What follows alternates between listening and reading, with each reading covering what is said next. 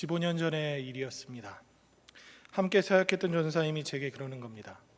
전사님, 제가 재밌는 테스트 해드릴게요. 잠깐 앉아보세요. 지금 생각나는 단어 20가지를 말씀해 보세요.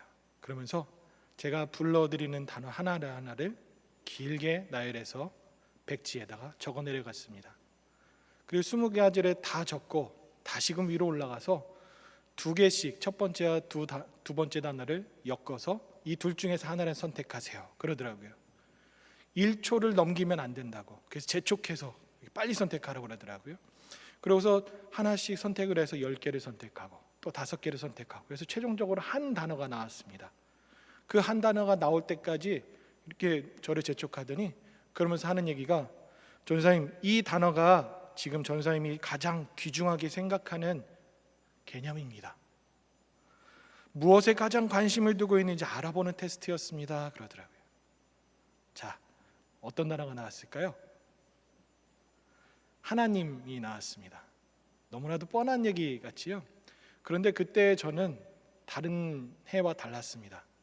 너무나도 하나님으로 가득 차서 충만해 있었을 때여서, 심지어는 그때 아내를 만나고 있었는데 아내와 연애할 때 제가 데이트 때 무엇을 했는지 아세요? 성경을 펴놓고 로마서 강의를 해줬어요. 진짜 지금 생각하면 섬뜩합니다. 장가 못 갈 뻔했습니다. 차이지 않은 게 다행이에요. 그 정도로 하나님 말씀에, 그리고 하나님에 너무나도 심취해 있었어요. 그래서 만났을 때 교회 얘기하고 만났을 때 신앙 얘기하고 그런 얘기들을 했었습니다. 왜냐하면 그때 제가 똑똑 한 절씩 한 절씩 파편적으로 그냥 즐비했던 그 말씀들이 실타래처럼, 아니 쇠사슬 엮이듯이 연결되어지면서 모든 것들이 쫙 꿰어 맞춰주는데, 그 경험을 하고 나니 제가 감당하지 못했었습니다. 그래서 제 머릿속엔 하나님밖에 없었어요. 그 하나님이라는 생각으로 살고 있었는데 저는 그 때를 잊지 못하고 있어요. 자, 여러분들은 뭐에 관심을 쏟고 살아가시는지요? 스스로 한번 질문해 보시죠. 나는 요새 어디에 관심을 살아가고 있는지. 필요하시다면 제가 말씀드린 그 심리 테스트를 한번 집에 가서 배우자와 함께 해보셨으면 좋겠어요. 내가 지금 무엇에 관심을 두고 살아가고 있는지. 오늘 본문엔 두 인물이 나옵니다. 주요 인물이지요. 한 사람은 하나님께만 관심을 두며 살아갔던 사람입니다. 그리고 다른 한 사람은 하나님보다 그 주변에 관심을 두고 살았습니다. 같은 상황이었고 바라보는 것도 같았는데 관점은 달랐습니다. 그 관점의 차이는 인생의 끝자락에서 너무나도 큰 차이를 내놓고 있습니다. 그들의 이름은 다윗 그리고 미갈. 오늘 저와 여러분들은 이 두 사람을 통해서 이 중점적으로 말씀을 나눌 것인데, 나눌 말씀을 통해 우리 각 사람이 하나님 앞에서 내 관심의 초점은 어디에 있는지 스스로 점검해 보시고 성찰해 보실 수 있는 시간이 될 수 있기를 바랍니다. 다윗은 하나님께 관심을 두었습니다. 그래서 그는 하나님의 궤를 자신의 성으로 모셔드리고 싶었습니다. 다윗은 왕이 되었고 먼저 정치적인 기반을 다져갔습니다. 사울의 왕계를 이었던 이스보셋, 그가 죽자 이스라엘의 모든 지파의 장로들, 모든 지파의 대표들은 모여서 다윗을 왕으로 옹립시킵니다. 기름 부어서 말이죠. 그때 다윗의 나이는 30세였습니다. 다윗은 시온산성, 즉 예루살렘 성을 점령하였고 그 성의 이름을 자기 이름을 본따서 다윗성이라고 했습니다. 그리고 첫 번째 전투가 일어납니다. 블레셋과의 첫 번째 전투, 대승을 거두었습니다. 모든 것이 순조롭게 안정되어져 갔고 모든 것이 하나님의 은총 가운데 살아갔습니다. 이에 대해서 성경이 말하기를 사무엘하 5장 10절 말씀에 만군의 하나님 여호와께서 함께 계시니 다윗이 점점 강성하여 가니라 라고 표현하고 있는 것처럼 말이죠. 그런데 부족한 것이 있었나 봅니다. 다윗은 하나님의 궤를 자신의 성에 모셔드리고 싶었습니다. 그래서 다윗은 만방에 공포합니다. 바알레 유다, 즉 기럇여림으로 가서 하나님의 궤를 모셔오자, 그렇게 선포합니다. 수많은 사람들을 모아서 출발했습니다. 그리고 이런 광경이 기술되어 있습니다. 사무엘하 6장 5절 말씀인데요.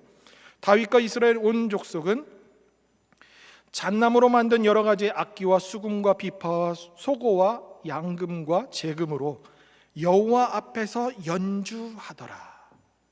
여호와 앞에서 연주하더라. 다윗은 물론 각 지파의 장로들이 궤를 모셔오기 시작했습니다. 그런데 여기에 기록되어 있는 연주하다, 이것은 단순히 연주만 한 것이 아닙니다. 기뻐 춤추며 뛰어놀았다, 즉 축제를 벌였다라는 뜻입니다. 다른 것도 아니고 그토록 바라고 바라던 하나님의 궤, 그 하나님의 궤를 모셔드리니 이들은 가만히 있을 수 없었습니다. 그래서 축제를 벌인 것입니다. 그런데 하나님의 궤, 이 하나님의 궤는 무엇입니까? 2절의 표현처럼 그룹 사이에 하나님이 임재하시는 지성소였습니다. 궤를 모신다는 것은 만군의 여호와께서 이스라엘과 함께 하신다라는 의미였고, 하나님의 전능하심을 나타내는 증거가 되었습니다. 그래서 다른 말로 증거궤라고도 하죠. 증거궤 안에는 무엇이 있었을까요? 홍해를 가르고 애굽에서로부터 구원케 했던, 그리고 갖은 기적들을 펼쳤던 모세의 지팡이가 있었습니다. 그리고 또 시내산에서 하나님께서 손수 기록하여 주신 10가지 말씀들, 두 돌판이 있었습니다. 그리고 또 굶주렸던 광야에서 배불리 먹이셨던 만나 담긴 항아리, 그 3개가 담겨져 있었습니다. 그것은 무엇을 의미할까요? 이 모든 것이 이스라엘 백성들과 함께 하시고 역사하시는 하나님을 증거해주는 증표였습니다. 그게 하나님 궤입니다. 그러니 이들은 궤를 모셔오는 것은 하나님을 모셔오는 것하고도 같았습니다. 그래서 백성들과 다윗은 기뻐 뛰었던 거죠. 그런데 혹자들은 이런 말을 합니다. 다윗이 정치적 안정을 꾀하기 위해서, 종교적 기반을 다지기 위해서 궤를 드리려고 했다. 즉 단순히 표현하면 정치술이 부렸다는 거예요. 정말 그랬을까요? 14절 말씀 볼까요? 다윗이 여호와 앞에서 힘을 다하여 춤을 추는데, 여기서 춤을 추다라는 이 단어는 그냥 단순히 리듬 타면서 춤추는 것을 얘기하지 않습니다. 거의 신내림에 격한 그런 동작으로서 무당들이 뛰어돌며 춤추는 것처럼 뱅뱅 돌고 방방 뛰면서 추는 그 춤을 가리키는 단어입니다. 다윗이 입었던 베에봇, 엄밀히 말하면 제사장들의 속에 입었던 옷입니다. 속옷입니다. 세마포 옷, 성가대 가운 정도로 생각하셔도 좋습니다. 그 옷을 입고 힘을 다해서 뱅뱅 돌면서 춤을 추었다. 당연히 20절에 미갈이 얘기한 것처럼 그런 광경이 일어나지 않았을까요? 속살이 드러난 거예요. 20절 말씀에 보시면 방탕한 자가 염치 없이 자기의 몸을 드러내는 것 같이 왕은 몸을 드러냈습니다. 맨살이 보였다는 것이죠. 만약 다윗이 정치적인 의도로 하나님의 궤를 모셔드렸다면 이렇게까지 해야 됐을까요? 체면 차리면서 적당히 하거나 아삽 자손, 즉 찬양을 맡았던 그 자손들, 레위 자손들을 선택해서 화려하게 축제와 쇼를 꾸며도 됐습니다. 그런데 다윗은 손수 왕복을 벗고 속살이 드러날 수 있는 옷을 입으면서까지 이렇게 춤을 추었습니다. 다윗은 말합니다. 오늘 본문 21절과 22절 말씀을 통해서 말합니다. 이 두 구절을 제가 풀어서 말씀드린다면, 이보다 더 천하게 보일지라도 나는 하나님 앞에서 한 것이다. 여전히 난 하나님 앞에서 뛰놀 것이다 라고 미갈하게 말한 것입니다. 이것이 바로 다윗의 본심이었습니다. 이 정도로 진심을 알 수 있었지만 이것보다 더 속마음을 드러내주는 구절이 있습니다. 오늘 본문은 아니지만 7장 2절 말씀을 볼까요? 나는 백향목 궁에 살거늘 하나님에게는 휘장 가운데 있도다. 나는 이렇게 좋은 집에 머물고 있는데, 이 화려한 궁전에서 머물고 있는데 우리 하나님은 저 천막에 있구나, 그 말을 하는 것입니다. 다윗은 하나님이 최고의 관심 대상이었습니다. 왕으로서 체면이 어떠하든 관심 받기였습니다. 언제나 하나님을 최고 높였던 사람, 그 사람이 바로 다윗이었습니다. 그런데요, 미갈은요? 미갈은 어땠을까요? 16절 말씀해 보실까요?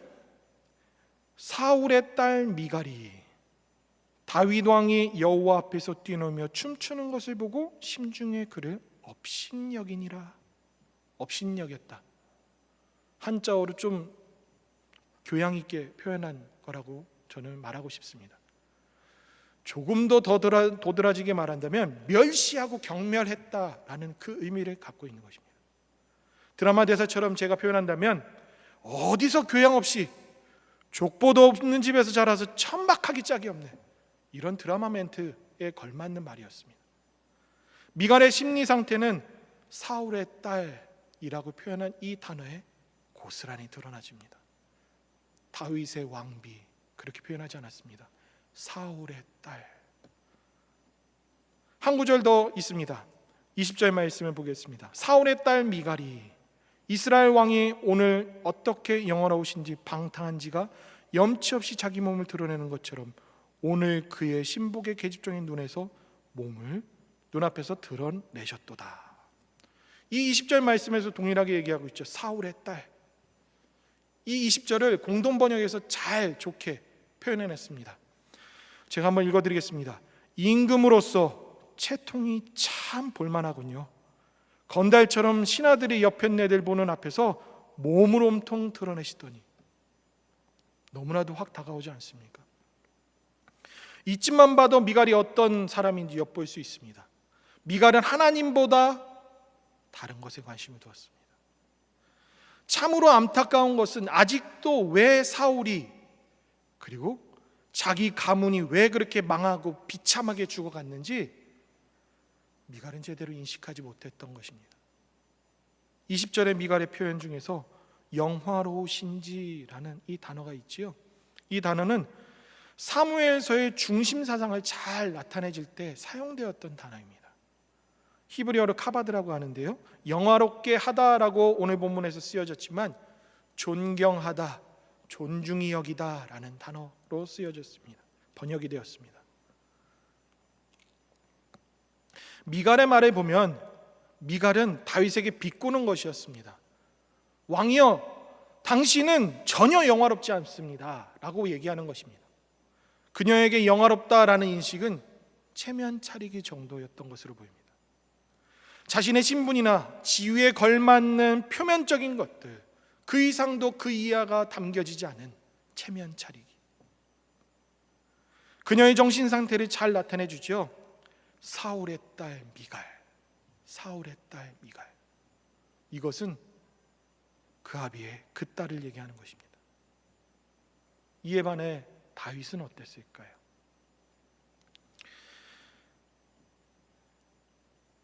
오늘 본문 21절 말씀을 볼까요?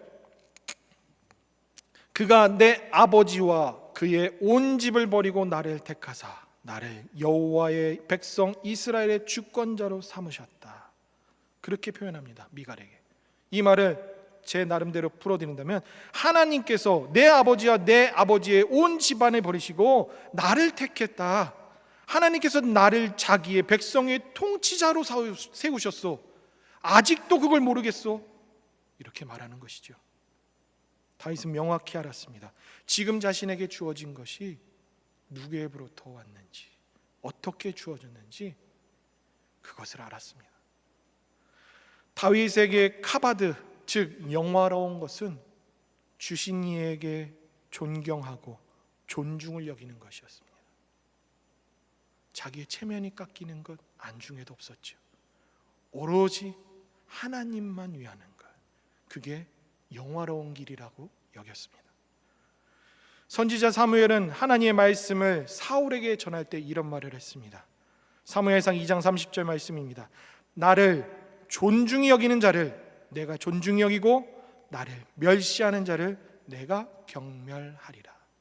바로 이 핵심 구절 가운데 쓰여져 있는 존중히 여기다, 그것이 바로 카바드입니다.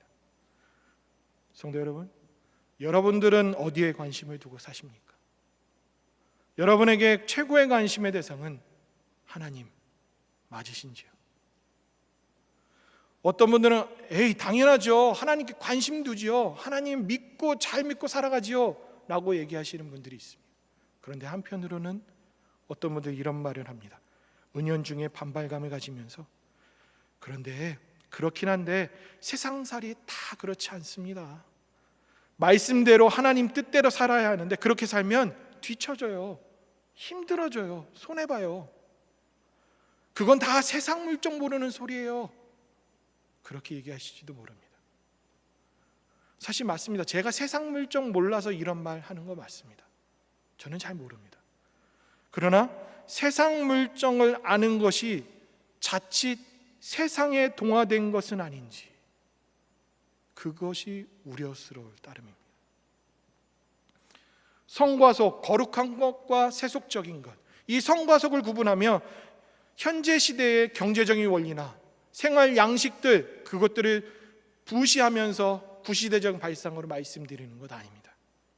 자본주의, 청교도 정신에서 나타난 것을 알고 있습니다. 프로테스탄트 정신이죠. 또한 이 자본주의의 그 모든 활동들, 이것을 통해서 청교도인들은 하나님께 영광 돌리려고 했던 그 출발점들이라는 거 압니다. 경제적인 활동 할 수 있습니다. 그런데요, 여기에 더 덧붙여 어느덧 세상이란 거대한 힘에 그리스도인들은 어떻게 살아갈지 모르는 힘든 시기에서 살고 있다는 것도 압니다. 그러나 신앙생활도 세상적인 관점과 별반 다르지 않다라고 생각하고 있다면 그 일반적인 생각이 바로 미갈의 생각과 비슷한 것입니다. 미갈의 생각과 별반 다르지 않는 그런 인식인 것이죠. 신앙생활은 수학이나 과학의 그 논리로 해석할 수는 없습니다. 모든 게 이성적이고 합리적일 수가 없습니다. 하나님과 계산하여 거래하듯 하는 게 신앙생활 아니지요. 그럴 수가 없습니다. 다윗은 선물보다 주신 이에게 관심을 두었습니다. 은혜를 주시는 하나님께 관심을 두었다는 말입니다. 그렇다고 은혜로 주어진 선물 거부했다? 그것도 아닙니다. 누렸습니다. 오히려 그것을 잘 활용해서 하나님을 위해 쓰여졌습니다. 그 재산들, 그 부귀영화들, 그 모든 것들을 모아서 어떻게 했습니까? 성전 짓는 데 다 마련했습니다. 그런 모습들처럼 다윗은 하나님께 관심을 두면서도 그 모든 것들을 어떻게 활용하는지 분명히 알았습니다. 그런데요, 이에 반해 미갈은 어땠습니까? 주신 이보다 선물에 관심을 두었습니다. 하나님께 관심 두지 않았습니다. 자신에게 주어진 것에 목적을 두었던 인물, 그가 바로 미갈입니다. 여기에서 엄청난 결과가, 엄청난 차이가 나타납니다. 무슨 목적으로 하느냐가 중요한 것이 아니라 어떤 과정으로 하느냐가 중요하다는 것을 얘기합니다. 목적을 중시하는 사람은 이렇게 기도합니다. 하나님, 제게 이거 해주세요. 이것들을 해주신다면 제가 어떻게 하겠습니다. 대부분 이런 범주를 넘어서지 않을 겁니다. 그런데 반면에 과정을 중시하는 사람은 하나님, 저는 이러한 게 소원입니다. 그러나 하나님 뜻대로 하옵소서.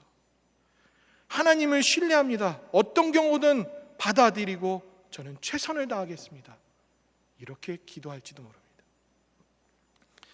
이 예가 모든 것을 담아내는 좋은 예는 아닙니다. 그러나 여기에서 얘기하고자 하는 것은 인지하셨을 것입니다. 선물보다 주시는 이에게 관심을 둔다는 건 다른 의미입니다. 선물에 관심을 두는 사람은 내가 바라는 것, 꼭 그것을 얻기 위해, 그 욕망을 얻어내기 위해 집착하는 것을 믿음이라고 착각합니다. 그러나 주신 이에게 관심을 두는 사람은 어떤 선물이든 어떤 결과든 다 용납합니다. 그것에 주저앉지도 않습니다. 그것에 흔들리지도 않습니다. 여전히 하나님을 신뢰하기 때문에 그렇습니다. 왜냐하면 지금은 하나님께서 내 인생의 가장 선한 길로 인도하시는 최고의 순간이라고 믿고 있기 때문에 그렇습니다. 그래서 다윗은 고백하지요.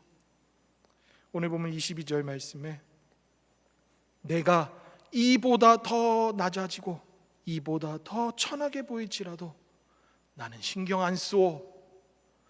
오히려 그 여자들이 나를 더 존중히 여길 것이요 라고 미갈에게 답변을 준 겁니다. 왜 이랬을까요? 어떻게 이런 생각을 하게 됐을까요? 더 천하해지는데, 더 낮아지는데 높여진다? 왜냐하면 다윗은 하나님을 위해 하나님 앞에서 했기 때문에 그렇습니다. 진심은 다 통하는 법이지요. 다 압니다. 사람도 아는데 하나님은요? 하물며 하나님은요? 여러분, 하나님께 관심 두십시오. 은혜로 주신 선물에 관심 두지 마시고 그 너머에 계시는 주시는 분에게 관심 두실 수 있기를 바랍니다. 보이는 것이 전부가 아닙니다. 보이는 것 너머에 계신 하나님, 그분이 진짜입니다. 예배도 그렇지요. 설교도 그렇습니다. 예배를 임하는 우리의 마음가짐을 분명히 해야 됩니다. 단상에서 보이는 그 사람 보고 예배 드리는 건 아니죠. 보이는 것 그 너머에 계신 하나님을 우리는 관심 두고 드리는 것입니다. 그것이 예배입니다. 그 하나님을 위한 시간, 그게 예배죠. 설교도 그렇습니다. 설교도 여러분들에게 전하지만 하나님을 의식하고 전하는 것이 바로 설교자의 근본 정신입니다. 그래서 우리는 예배자로서, 찬양대원으로서, 지휘자로서, 반주자로서, 그리고 기도자로서, 설교자로서 청중인 여러분들도 예배자라면 하나님께 관심을 둬야 합니다. 존 파이퍼 목사님이 이런 말을 했습니다. 우리가 하나님을 최고로 기뻐할 때 하나님은 최고로 영광을 받으신다. 제가 너무나도 좋아하는 말입니다. 저는 여러분들이 하나님을 위한 삶, 하나님께 영광 올려드리는 삶, 그것이 거창하지 않다는 것을 말씀드리고 있는 겁니다.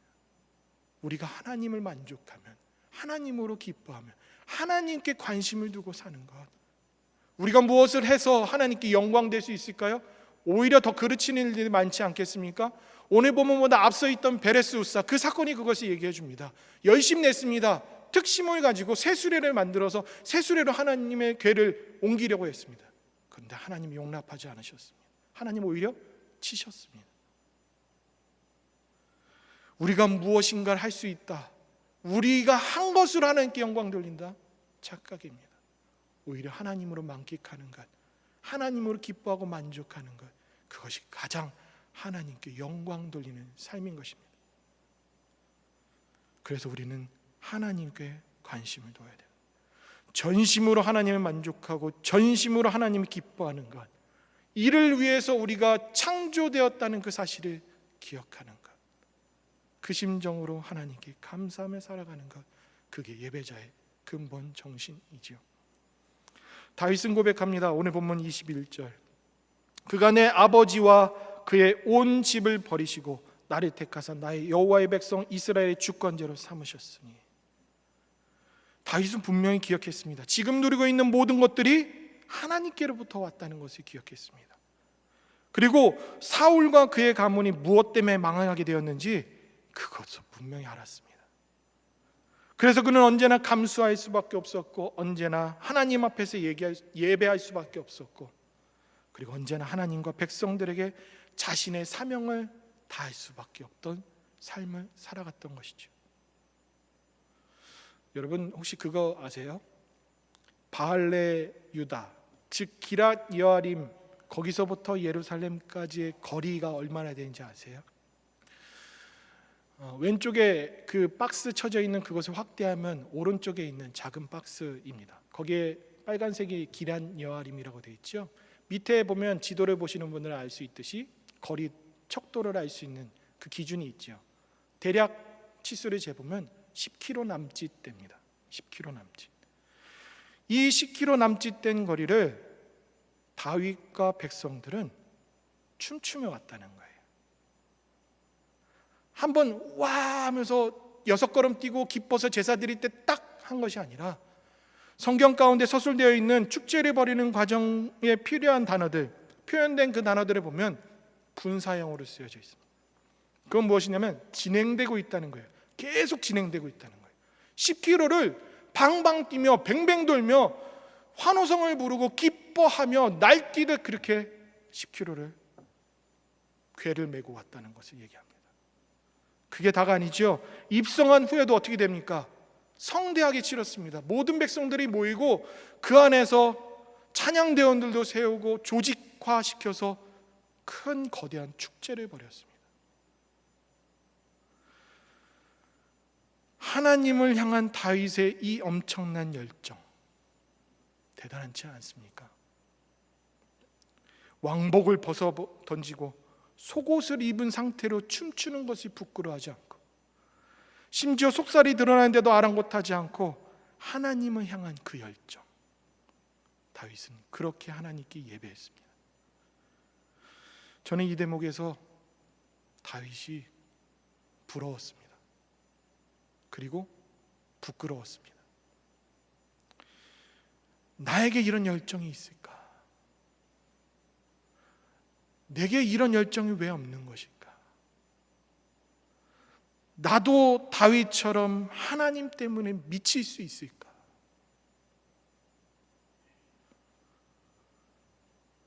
여러분들은 어떠신가요? 여러분들에게도 다윗과 같은 열정이 있으세요? 하나님으로 좋아 죽는, 하나님으로 만족해서 물불 안 가리며 다른 것에 관심 두지 않는 그런 열정이 있으십니까? 그럼 왜 우린 이런 열정이 없을까요? 간단해요. 하나님께 관심 안 둬서 그래요. 미갈처럼 하나님 아닌 눈에 보이는 것, 그 주변적인 것에 관심을 두고 하나님이 주신 그 선물에만 관심을 두고 주신 분에게 관심 두지 않고 살아가기 때문에 그렇습니다. 그렇기 때문에 보이는 곳끝마다 이러쿵저러쿵 판단하고 마음 쏟는 그런 모습들, 미갈이 바로 다윗에게 이건 잘못됐고요, 이건 영화롭지 못하고요 이렇게 했던 그 모습처럼 우리는 살아가고 있지 않나요? 다윗처럼 점심으로 바라는 믿음 어린 관심, 이것을 하나님께 두어야 합니다. 이 믿음은 21절의 다윗의 고백, 여기에서 다시 한번 읽어볼 수 있습니다. 이 행간에는 나와 있지 않지만 다윗이 얼마나 고통스럽게 고난의 길을 살았는지 우리는 압니다. 그렇기 때문에 어떠한 고난의 순간일지라도 함께 하시고 도와주시고 때마다 일마다 인도하시는 하나님의 생생한 경험을 가지고 부르심에 합당한 사명에 힘쓸 것들, 그것을 위해 더욱 깊어지고 더욱 도드라지게 표출한 그 고백이 바로 21절 고백입니다. 말씀의 결론을 맺겠습니다. 하나님은 존중히 여기는 자를 존중히 여기시는 분입니다. 미갈은 그렇지 않은데 비해 다윗은 하나님께 관심 두고 하나님만 존중히 여기며 살았습니다. 하나님을 조종하는 삶이 아니라 하나님께 순종하는 삶을 살았던 사람이 바로 다윗입니다. 다윗은 지금껏 하나님께서 자신의 인생의 여정 속에서 생생하게 역사하셨던 그 경험을 예배드릴 때 쏟아냈습니다. 하나님의 계를 받아들일 때 모든 것으로 표출했습니다. 얼마나요? 온 힘을 다해서 춤을 췄다라고 표현하는 그 구절처럼 말이죠. 따라서 저와 여러분들도 하나님께서 예배하는 순간순간마다 지금껏 내 인생에서 일하시던 하나님을 떠올리며 열정을 담아 그 감사의 고백을 쏟아놓는 그런 예배자로 서실 수 있기를 바랍니다. 존 파이퍼 목사님 그 말로 설교를 마칠까 합니다. 우리가 하나님을 최고로 기뻐할 때 하나님은 최고로 영광 받으신다. 우리 함께 하나님 앞에 결단의 기도를 할까요? 함께 나눴던 이 말씀을 생각하시면서 하나님, 저 다윗처럼 살고 싶습니다. 다윗의 그 열정 저도 갖고 싶습니다. 하나님께만 관심 두고 살겠습니다.